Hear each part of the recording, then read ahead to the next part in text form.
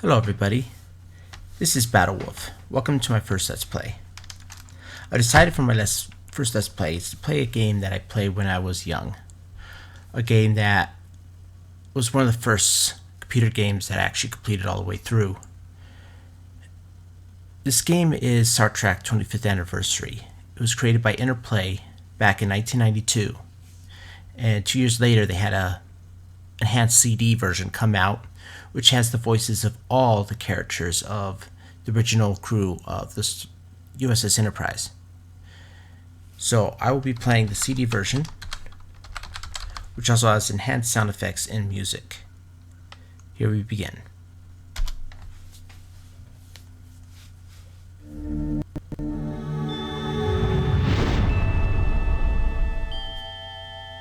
Space, the final frontier. These are the voyages of the Starship Enterprise. Its mission?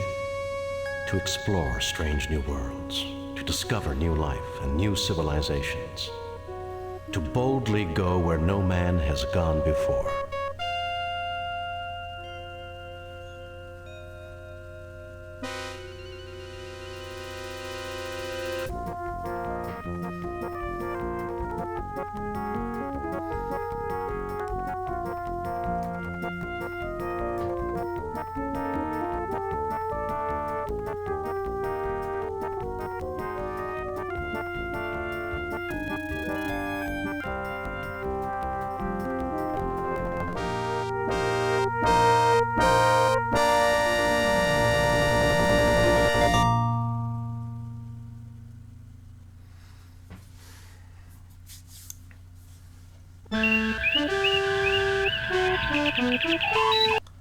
Demon World. Though the Enterprise's primary mission is peaceful exploration, the galaxy holds many surprises. To be prepared, we are conducting a mock battle with the USS Republic. And the game just pretty much launches you right into your first battle. Captain Patterson reports the Republic is in position and ready to begin, Captain. The Republic is arming weapons and raising shields. I suggest we do the same, Captain. Alright, push S to raise shields, Arming weapons. and W to arm the weapons. The best thing to do is to immediately start accelerating. You use the 1 through 0 keys to adjust your speed on the impulse engines. Shoot, he's really pounding on me. Aye, sir. Accelerate, I need to get behind him. Man. Normally I'm not this bad on this. Must be the curse of the Let's Play. Repaired, Captain. Target analysis. You can push A to see how he's doing.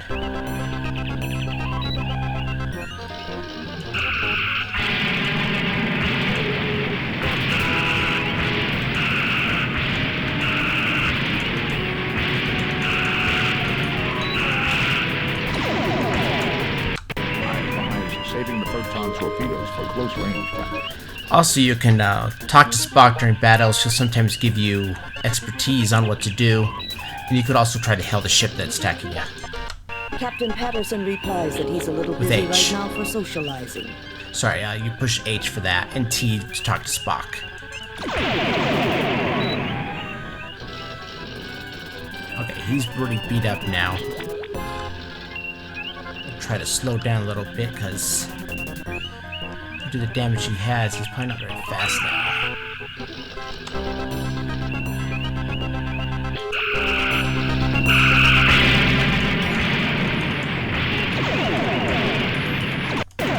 Estimates the Republic is crippled, Captain. Captain Patterson extends his congratulations, sir. Lowering shields and disarming weapons. I didn't give you that order, Mr. Sulu. Okay. Message coming in from Starfleet. On screen, Lieutenant. Jim, the Enterprise is ordered to travel to Pollux 5. The natives report that alien life forms have been attacking the settlers near a mine at Mount Idle. You are to report to the High Prelate of the colony. The settlers are members of the Acolytes of the Stars sect. The description of the attackers vary, but all say that the attackers resemble creatures from many Earth religions known as demons.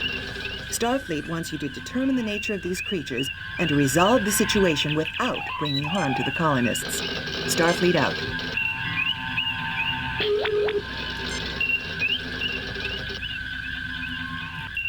Okay, well, we got our first mission. The game had a copy protection that you needed a manual in order to travel the United Federation of Planets area of space. If you go to in, it brings up the star map, so you can check off where to go. And as you can see, there's no names of the places you could go. There's about 48 different stars you could go to, and about 20 of them are named in the manual. If you didn't have the manual, and I say I went here, I might get attacked by Romulans, Klingons, or Alassi pirates. And sometimes it could be 1 or 2 ships, sometimes it could be as many as 4. And most of the time it will pretty much destroy the Enterprise. But it's also a good way to practice your combat. But since I have the map with me, I no longer have the manual. This game I am playing from is my own copy from back when it first came out in 1994, but I've lost the manual since then. But luckily, it's now available online. And Polox, we're supposed to go to, is right here, number 19.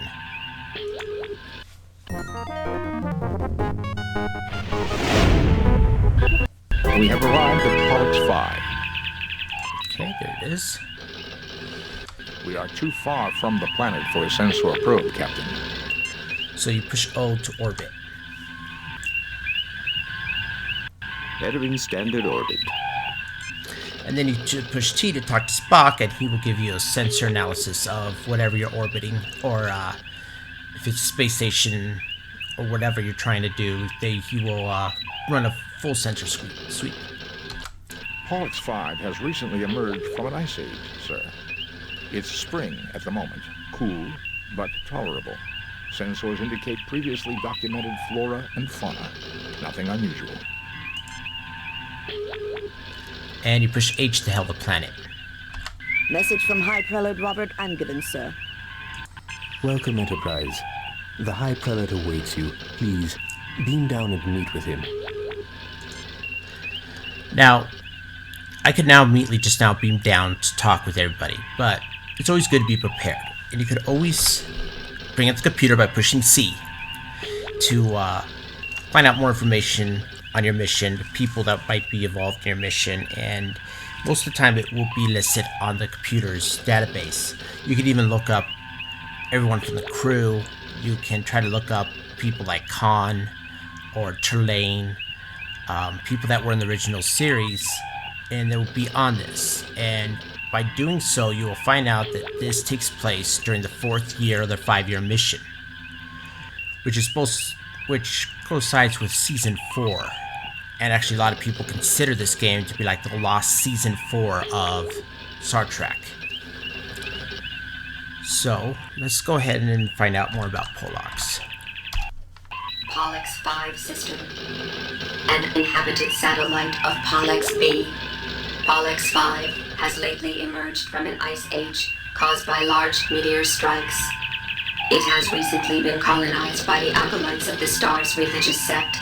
The planet is home to a wide variety of plant life, but insects and other lower life forms are the only known animals. Okay. And with a computer, you only have to do the first 3 letters, and it will try to find out what you're asking about. Sometimes multiple entries will open up that has no meaning for your mission, but it just grabs everything on those first 3. So, let's see about Acolytes. Acolytes. Fully Acolytes of the Stars. Inspired by old human religions, the Acolytes of the Stars are a group of deists that have colonized several worlds in this quadrant. The Acolytes prefer a relatively primitive lifestyle, reminiscent of the mid-21st century Earth rural communities. Acolyte missionaries regularly assist nearby Federation worlds during times of need or disaster. Major Acolyte settlements are Nicolasi on Pollux 5, Germania on Maddox 2, and Kentigern on Haven's World. So basically, they're space Amish. Alright, so Nicolasi is the one that we're going to be talking with. Let's find out more about them. Nicolasi, chief colony of the Acolytes of the Stars religious sect, with over 1,000 members. Nicolasi is isolationist by Federation standards, but has assisted disaster relief teams and geologic surveys. It is led by Robert Angevin. Okay, so Robert Angevin. A-N-G-I. Robert Angevin. Fully, High Prelate Robert Everett Angevin. As High Prelate of the Acolytes of the Stars, see Acolytes. On Nicolasi, Robert Angevin serves as political and spiritual leader for that religious colony.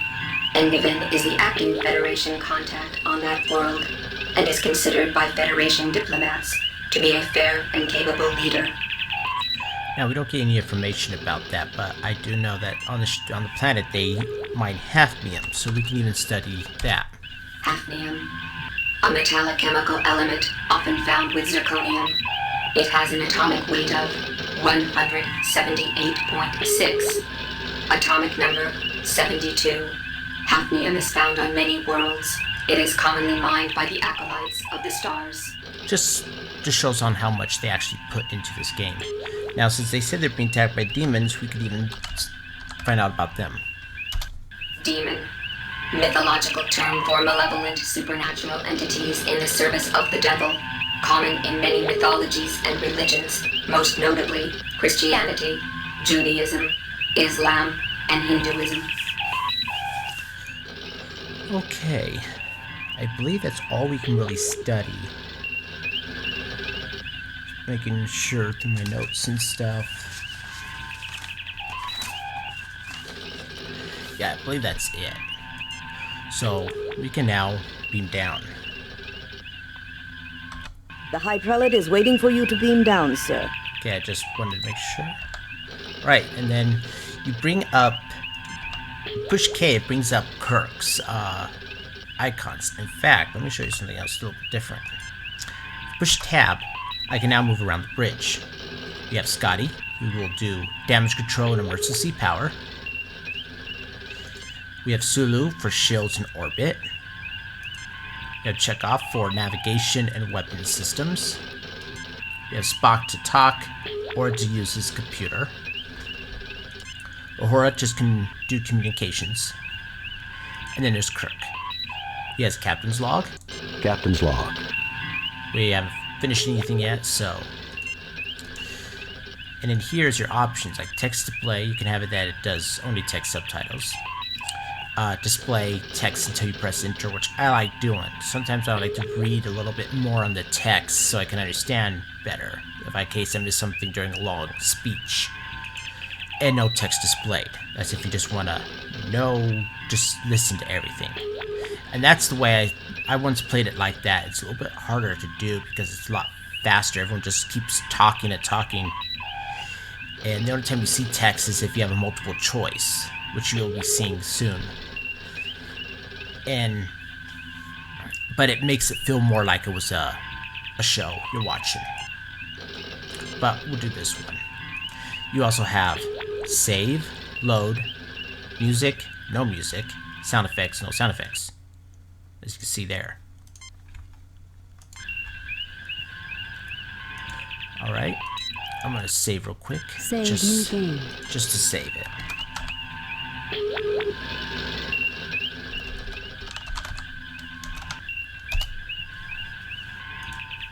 Alright, and now to beam down. Spock, come with me. Mr. Scott, you have the car.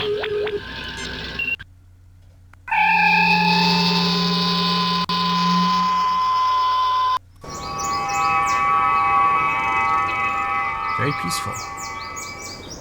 This is so much better, gentlefolk. We are honored at your presence and hope you will find peace here in our haven. Oh, a lot of snow, so I can see how it's emerging from an ice age. Captain, the flora on this planet is very interesting. I wonder how useful it may be for medicinal purposes.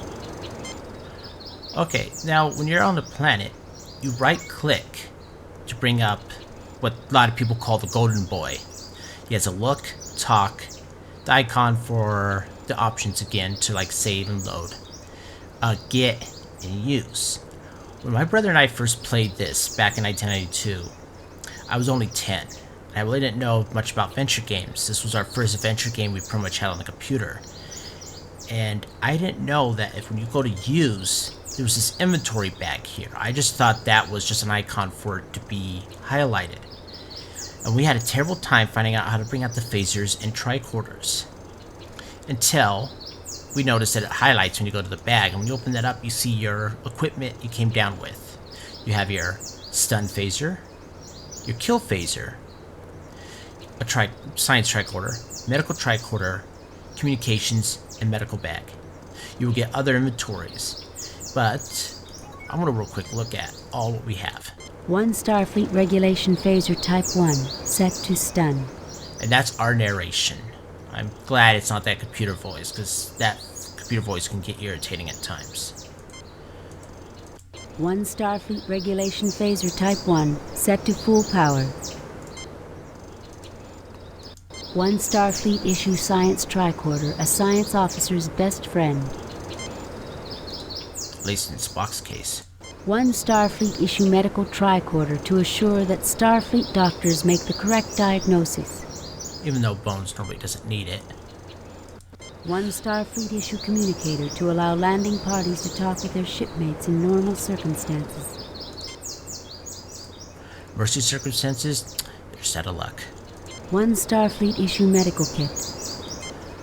Okay, first of all, I'm going to talk to this guy here, because he's probably going to get irritated soon. I'm not talking to him, but let me, so just see what he says. I'm Captain James T. Kirk of the USS Enterprise. We have received word that alien life forms are creating problems at your mining facilities at Idle Mountain. I didn't use the computer for Idle Mountain. They'll just say how high it is and that it's currently being mined. And here's our multiple choices. And I'll show you the other choices I can do. Most High Prelate and Given, I am honored to meet you. I consider it my divine duty to assist you in any possible way with the spawn of the devil. That one almost sounds sarcastic. Been seeing ghosts and boogeymen, eh? I find that a little hard to believe. And that's really aggressive, which probably more of a Kirk response, but I'll do Captain this James one. T. Kirk of the USS Enterprise. We have received word that alien life forms are creating problems at your mining facilities at Idle Mountain. Tell me more. For now on, I will, when I go to the correct choice after showing them all, I'm just going to immediately push enter before he finishes it, so we can get things moving. Certainly, Captain Kirk. Not aliens per se. We have encountered what we believe are demons at Idle Mountain. Creatures surely emerging from the very gates of hell. Our God would not test us thus without reason. So we believe your might and insight are our God's method to help us discover what is going on. Aside from seeing demons, has any hard data been collected? Any evidence I could see? Demons, gates of hell? This is the 23rd century. Aside from seeing demons, has any hard data been collected? A skeptic would consider everything merely anecdotal or unproven. My people will gladly tell you their own stories, so you need not hear it secondhand through me. What can you tell me about the mine itself? You're wasting the time of a starship capable of destroying this planet with campfire stories? No wonder you were dumped out here in the middle of nowhere. That sounds like a Mirror Universe response. What can you tell me about the mine itself? The area is exceptionally stable tectonically, and easy for our machinery to work in, praise God. We've mined for hafnium and a variety of useful trace elements. The deeper we dig, however, the more anomalous the variety of minerals seems to be. Our Ignatiate brother Stephen has his own theories about why this might be. Either way, the anomalies inspired Brother Canry to conduct studies inside the mine. Yesterday, he reported discovering a strange door. A gate to hell, surely, for the demons caused a cave-in immediately. Canry was trapped, unconscious, and the demons prevent us from rescuing him. We can only hope he is still alive. Thank you for your courtesy, Kirk. May you receive the guidance and protection of our God as you complete this divine mission. Okay. Well, now I could also talk to the crew too, including Kirk. Even though you were basically controlling Kirk, you could talk to yourself. This planet's as beautiful as everyone says it is. The trees, the fresh air, the freezing cold. Come on, Bones. The cold will improve your circulation. Some people get too much circulation. Now, you don't have to talk to everybody in your crew when you're beamed down, but sometimes you have to. But most of the time, it's just a little dialogue just to create some banter, some humor. And I always like talking with everybody, especially every screen I go to. You look rather cold, Bones. I'm not cold. I'm freezing. And that damn transporter just had to set me down in the middle of a snowdrift. A centimeter of snow does not technically constitute a drift, Doctor. And doctors say that patients complain too much. And there's our red shirt. I've never seen snow like this before. This is great. It would be a random ensign or lieutenant, excuse me, that will come down with you. And their names are not people that were in the show, but actually their last name that you have on the crewmen, there were people who actually worked on the game. If you will look through the credits, you'll see a lot of these ensigns and lieutenants you see throughout this have a last name that's associated with like a quality tester or project designer or level creator or something like that. You mean you've never built a snowman, Ensign? I've never even thrown a snowball. Do you think anyone would mind? Well... Later, Ensign, we have work to do. Of course, sir. Captain, demons and supernatural creatures are, almost by definition, illogical. Yet it is evident these people believe what they have seen. Barring illness or mass hysteria, I agree that a real problem seems to exist. And let's just scan the general region. Captain, reading the rocks in this area, I find that this locality may have been disturbed in the distant past. Recent disturbances created by the colonists' construction and mining prevent me from discovering anything further. When you scan, if it's highlighted, he'll scan that specific thing, but if it's not, he'll scan the general area of the entire area that you see on the screen. Nothing to report. And sometimes he doesn't have anything to say. Nothing to report. Nothing to report. Okay. You can look at things too. A beautiful snow-covered scene with a path leading off to Mount Idle. All mining equipment use this road. Since it's a sign, it doesn't talk. A quickly constructed Spartan shelter, primarily used by fledgling colonies. High Prelate Angiven waits patiently for you to decide what you will do next. On the other side of the trees is Idle Mountain, a tall, forbidding place. You have a vague feeling of danger. I can also look. Dr. Leonard McCoy, the finest doctor in Starfleet, wishes that he were on a warmer planet. James Tiberius Kirk, captain of the Enterprise. He's always happy to run an errand of mercy. Ensign Everts, who has never been this close to snow before in his life, gazes with childlike fascination at the ground. Spock raises an eyebrow. Which he always does. Okay, well, at this point, I'm going to cut off the video here, and I'll pick up on the next video.